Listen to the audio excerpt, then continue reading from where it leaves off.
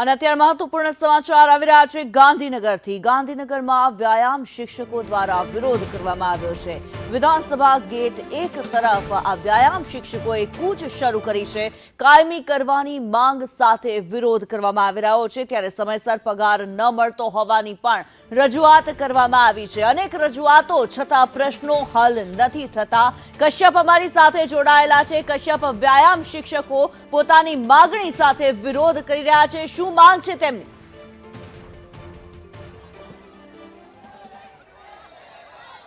વ્યાયામ શિક્ષકો તમામ છે તે અહીં એકત્ર થયા છે અને મોટી સંખ્યામાં વ્યાયામ શિક્ષકો એકત્ર થતા પોલીસ હાજર નહોતી ને પોલીસ અચાનક અહીં આવી પહોંચી છે અને હવે અટકાયત છે તે તેમની કરવામાં આવી રહી છે। હાલ વ્યાયામ શિક્ષકો છે તેની અટકાયતની કામગીરી કરવામાં આવી રહી છે। તે લોકો કૂચ કરી વિધાનસભા ગેટ નંબર 1 તરફ આગળ જઈ રહ્યા હતા અને ત્યારે પોલીસ જે છે તેના દ્વારા અટકાયત કરવામાં આવીને ટીંગા ટોળી કરીને આ તમામને અહીંથી ખસેડવામાં આવી રહ્યા છે।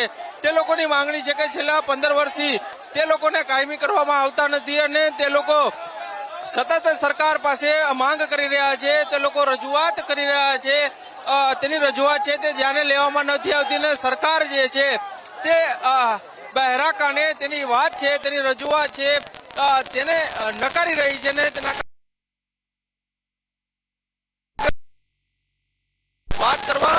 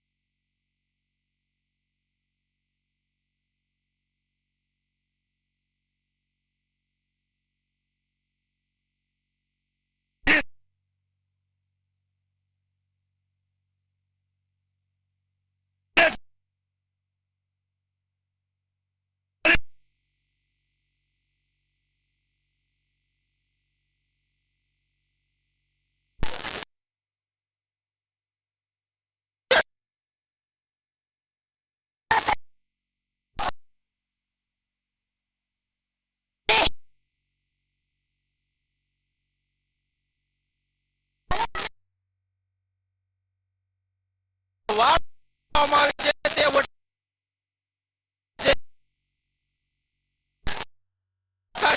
તે બીજી તરફ પોલીસથી છે એકત્ર થયા હતા અને અચાનક જ પોલીસ જે છે તેના દ્વારા અટકાયતની કામગીરી છે તે શરૂ કરી દેવામાં આવી છે। અહીં મહિલાઓ જે હાજર હતી તેની સાથે પોલીસ દ્વારા બળપ્રયોગ પણ કરવામાં આવ્યો છે। શું કહેશો કઈ કઈ માંગણી અને તમારો વિરોધ અત્યારે વિધાનસભામાં? કાલે આરોગ્ય ખાતાનો પ્રશ્ન સોલ્વ થઈ ગયો છે। કાલે વિધાનસભામાં નવું સંસદ બહાર પડ્યું, 24,000 નો 24% નો વધારો કરવામાં આવ્યો। હવે ગરમીમાં અહીંયા તપી રહ્યા છે ડિગ્રીઓ લઈને અને સંસદ એમએલએલ નો પગાર વધારો કરવામાં આવ્યો છે। બેન, શું કહેશો કઈ માંગણી સાથે અહીં વિરોધ તમારો અને રોઈ કેમ રહ્યા છો? અમને બહુ અહીંયા ઘસડપટ્ટી થઈ છે। અમને જો આવી ખબર હોય કે ડિગ્રી મેળવીને આગળ જતા અહીંયા આપણું ગુજરાતમાં નોકરી માટે આવા ઘસડપટ્ટી રોડ ઉપર ઘસડપટ્ટી થતી એવું અમને ખબર હોત તો અમે આવી ડિગ્રીઓ ના મેળવતા અને અમે તો ખેડૂતના પુત્રીઓ છીએ। અમારા મા બાપે અમને મજૂરી કરીને ભણાવ્યા છીએ અને આવું થાય તો આજે અમે જો અમને કાયમી ના કરે તો અમે બધી બહેનો અમે પરિવાર અમારો પરિવાર ઘરે છે પણ બધી બહેનો કાયમી નોકરી માટે આવી જ છે, લઈને જશો। જો નોકરી ના આપે કાયમી અમને કાયમી ના કરે તો બધા ઝેર પીને અહીંયા જ અમારો જીવ ગુમાવી દેશું।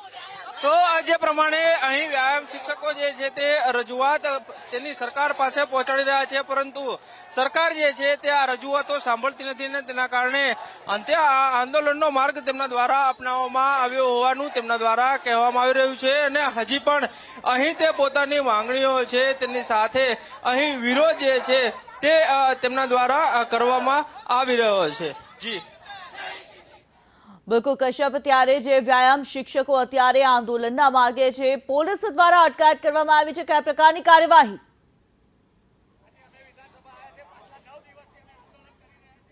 બિલકુલ પોલીસ દ્વારા આ તમામ જે છે તેની અટકાયત છે તે કરવામાં આવી છે અને અહીં પોલીસ બંદોબસ્ત છે તે મોટા પ્રમાણમાં રાખવામાં આવ્યો છે, જેથી કરીને વિધાનસભાની અંદર આ વ્યાયામ શિક્ષકો છે તે અટકાયત ના કરે.